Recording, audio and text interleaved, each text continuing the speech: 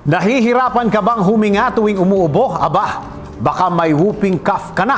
Paano nga ba ito maiwasan? Alamin natin yan sa Pinoy Health and Wellness Report ni Sheila Idubas. Meron ding vaccine for this. Yes, kaya rin hindi na siya masyado talagang nakikita in the clinics kasi kasama na siya dun sa DPT vaccine na binibigay.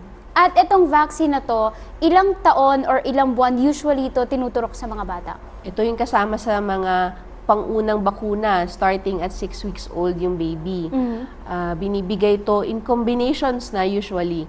Kahit sa center nakakombine na to. DPT, tatlong turok yan ng DPT plus isang booster. So usually mga months or weeks pa lang yung Opo, baby? 6 weeks ang umpisa. Para updated ka sa mga ganapan sa loob at labas ng bansa, mag-subscribe sa DZRH News Television YouTube channel.